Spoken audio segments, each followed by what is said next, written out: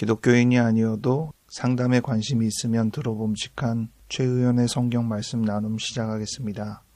9월 29일 성령 강림 후 제19주 주일을 위한 말씀으로 에스더 9장 20절부터 22절 말씀을 가지고 인생의 목표라는 제목으로 말씀을 나누겠습니다. 여러분은 인생의 삶의 목표를 무엇이라고 생각합니까? 상담에서는 사람은 모름지기 어떻게 살아야 한다는 인생의 목표를 어떻게 정하고 길을 인도할까요? 분석상담 창안자인 지그문트 프로이트는 일과 사랑을 강조했습니다.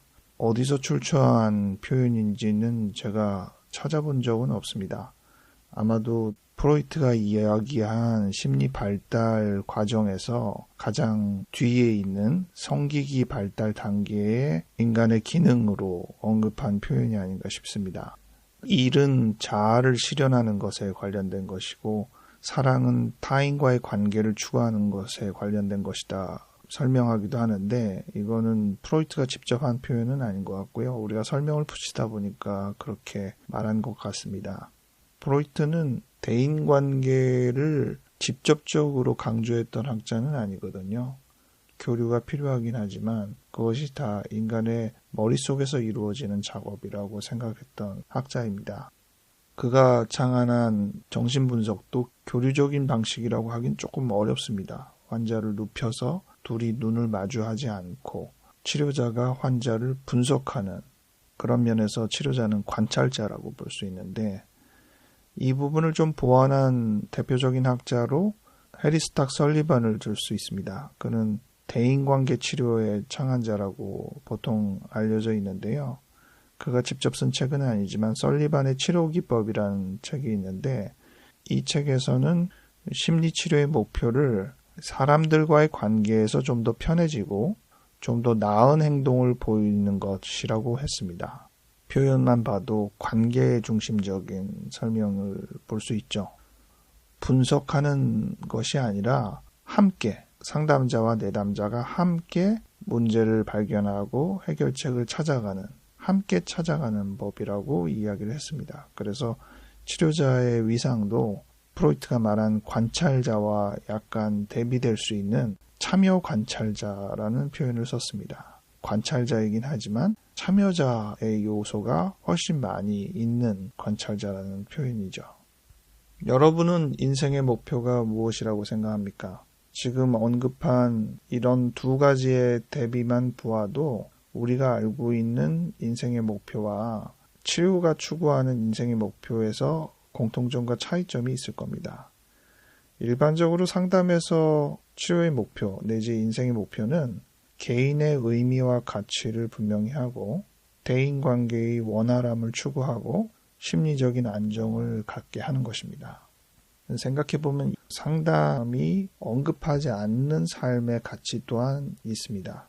종교나 다른 영역에서 언급하는 삶의 가치, 인생의 목표로 생각하게 되는 것은 희생, 봉사, 나눔과 구제입니다. 이런 용어가 상담에서는 등장하지 않습니다. 심지어 사랑이라는 단어도 언급하지 않습니다.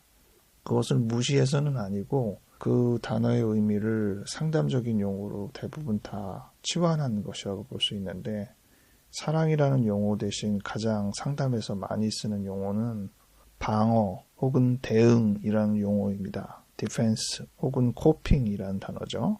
얼뜻 듣기에는 사랑과 매우 다르긴 하지만 결국 이것이 우리가 보여주는 타인에게 행동하는 태도, 감정, 행동 이런 부분들을 총칭하는 표현이라 할 수 있습니다. 지금 언급한 방어와 대응과 같은 의미이기도 하지만 매우 색다른 표현을 쓴 학자는 위니코트입니다. 위니코트는 이 표현을 플레이, 놀이라고 했습니다. 그가 소아정신분석 학자이기도 해서 그렇긴 하지만 이 표현이 훨씬 상호 교류적인 언급을 잘 보여주고 있는 표현이라 하겠습니다.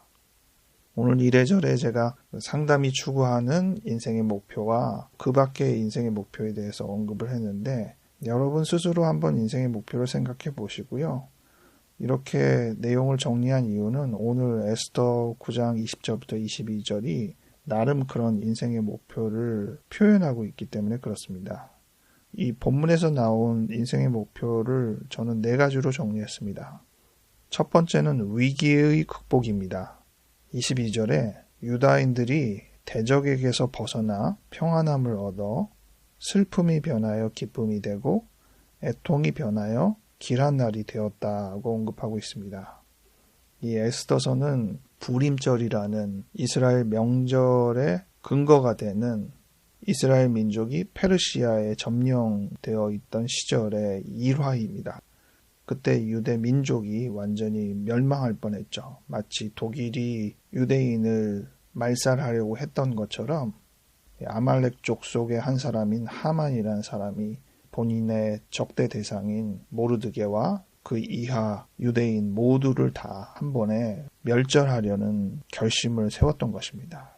다행히 잘 넘기고 오히려 대적자인 하만이 처형되었기 때문에 이스라엘 민족으로서는 축제스러운 날이죠. 비록 아직 독립을 이룬 것은 아니지만 그들에게는 행복한 날이 된 것입니다. 이런 위기의 극복이 인생에서 굉장히 중요한 목표 중에 하나죠. 우리가 삶에서 위기, 어려움을 안 만나진 않잖아요. 그런데 그런 것을 잘 넘겼을 때, 오늘 본문처럼 아주 드라마틱하게 넘겼을 때는 더더욱이나 그것이 본인 인생의 굉장히 중요한 목표 성취가 될 것입니다. 두 번째 인생의 목표로 저는 기념을 골랐습니다. 지금 이러한 큰 일을 그는 기록을 했습니다. 그리고 심지어 날짜를 정해서 이틀 동안 이 날을 기념하자고 했습니다. 그게 결국 명절이 된 거예요. 이스라엘 달력의 명절 중에는 제일 마지막 달에 있는 명절입니다. 늦겨울에 갖는 명절입니다.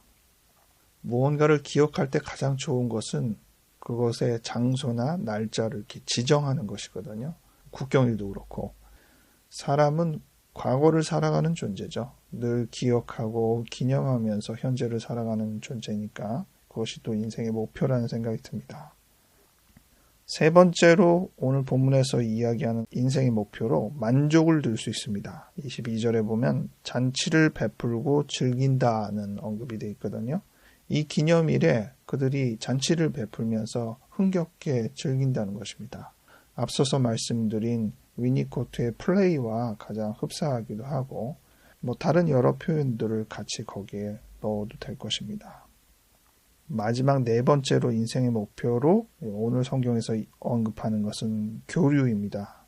22절에 보면 서로 예물을 주며 가난한 자를 구제하라고 하였습니다. 서로 예물을 주며 이렇게 교류하는 정도까지는 상담 영역에서도 언급하는 특성이라고 할 수 있는데 가난한 자를 구제하라는 이런 영역은 흔히 상담에서는 언급되지 않는 영역입니다. 종교나 다른 영역에서 강조하는 희생, 봉사, 나눔과 구제라는 특성에 걸맞는 표현입니다. 이 표현이 왜 상담 영역에서는 쉽게 찾아볼 수 없는 영역인가 좀 의아하긴 한데 인생의 목표 중에 이만한 것이 어디 있을까 싶긴 하죠. 부모가 아이를 키우는 일이나 교사들이 학생들을 훈련시키는 것이나 상담에서는 그것을 제너레이션, 세대에서 세대를 물려주는 어떤 특성으로 말하기도 하지만 그것이 결국은 인간을 구성하고 인간 사회를 유지하는 가장 중요한 틀 중에 하나인데 있는 사람이 없는 사람을 돕는 일, 우리의 삶의 굉장히 중요한 목표고 삶의 가치이고 그것을 더 많이 할 때 오히려 삶이 풍부해지고 행복해질 수 있는 것이거든요. 복음성가 중에 사랑은 참으로 버리는 것, 더 가지지 않는 것, 이상하다 동전 한 입 움켜잡으면 없어지고 쓰고 빌려주면 풍성해져 땅 위에 가득하네 라는 노래가 있잖아요. 인생의 목표는 역시 나누고 없는 이에게 더 제공해 주는 것이고 그럴 때 오히려 내 것이 더 풍부해지는 것이다 알려주고 있습니다. 인생의 목표를 생각할 때 상당 부분이 상담 영역에서 강조하는 부분과 같을 수도 있고 또 상담 영역에선 강조하지 않는 어떤 부분과 더 많이 흐름을 가질 수도 있을 것입니다. 우리가 인생의 목표를 정하고 그것을 얼마나 성취했나라고 돌이켜볼 때 어떤 이는 참 만족스럽게 많은 것들을 이루었다고 생각할 것이고 어떤 이들은 하나도 해놓은 것이 없다. 안타까워할 것입니다. 여러분은 지금 어떤 시점에 있습니까? 우리에게 남은 시간, 뭔가 부족한 것이 있다면 그것을 더 채워나가는, 성취해 나가는 시간이 되기 바랍니다. 이제 가을도 왔고 올해도 마무리를 하는데 우리가 인생의 마감에서 후회스럽거나 슬퍼하는 사람이 되지 않기 위해서라도 오늘을 더 값지고 기쁘게 인생의 목표에 걸맞게 살아갈 수 있으면 좋겠습니다. 기도하겠습니다. 하나님 아버지, 계절의 변화를 허락하여 주셔서 감사합니다. 우리의 마음을 넉넉하고 풍요롭게 하여 주시옵소서. 우리가 인생의 목표를 맞추어 성취하며 살아가는 동안에 우리가 얼마나 많은 것들을 수행하는지 다시 되돌아보게 하시고 우리에게 부족한 바가 있다면 그 부분도 충분히 채워나갈 수 있는 시간을 허락하여 주시옵소서. 함께하여 주셔서 진심으로 감사합니다. 하나님 사랑합니다. 예수님 이름으로 기도하였습니다. 아멘.